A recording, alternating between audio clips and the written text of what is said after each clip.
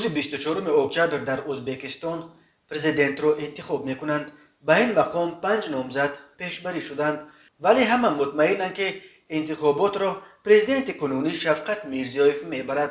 الکی ساعت 11 انتخابات پرزیدنتی ازبکستان را برگزار شده اعتراف کردند، چون که به گفته معاون رئیس کمیسیای مرکزی انتخابات بارون قوچقاروف الکی 33% مردم آواز داد. بنا به معلومات شبکه الکترونی که شماره آوازدهندگان را می شمارد، تا ساعت 11 6,669,552 انتخاب کننده به قطعه های انتخاباتی آمدند. این 33/6 از جمع انتخابات کنندگان می باشد، گفت قوچقاروف.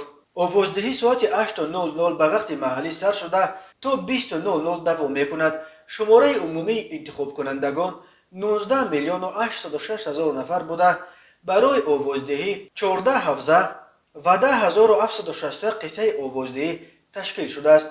برای آوازدهی شهروندان ازبکستان همچنین در 49 کشور دنیا 53 قطعه و 316 نقطه سیار آوازدهی تشکیل کردند. جریان انتخابات را به گفته مقامات 971 ناظر بین المللی و 20 سازمان بین المللی نظارت میبرند و برای انعکاس این معرکه حدود 1700 خبرنگار محلی و خارجی ثبت نام شدند.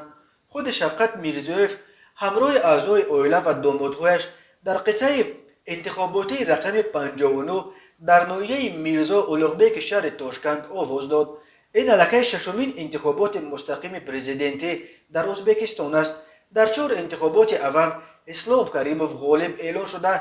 در انتخابات پنجم که ماه دکبر سال 2016 بعد مرگ کریموف برگزار شد، شفقت میرزیویف غالب آمد. برای اشتراک در انتخابات امساله 5 نامزد از 5 حزب رسما ثبت نام شده در ازبکستان نامزدهای خود را پیشبری کردند. نامزد غالب دانسته می شود که بیش از 50% آوازها را به دست بیارد. این هم لازم به گفتن است که تا کنون یگان انتخابات در ازبکستان از جانب ناظران غربی جوابگوی معیارهای انتخابات آزاد و دموکراتی اعتراف نشدند. به انتخابات امساله نیز یگان نامزد مخالف را نیافته است. ناظران مطمئنند که در بین نامزدهای ثبت نام شده یگان نفری نیست که با میرزیویف رقابت کرده تواند و یا حتی کوشش رقابت کند. به عقیده ناظران در چنین شرایط میرزیویف به آسانی انتخابات را خواهد برید.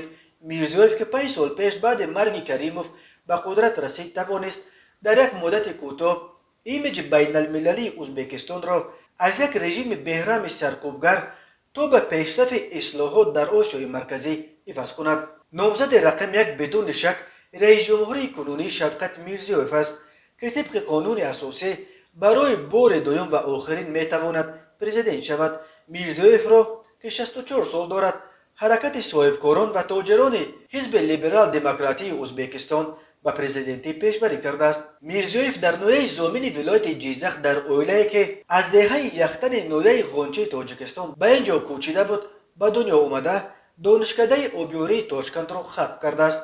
او نامزد علم‌های تکنیکی می باشد. تا رسیدنش به مقام پرزیدنت شفقت میرزیویف حاکم ولایت‌های جیزخ و سمرقند و سپس سالهای طولانی سروزیر ازبکستان بود.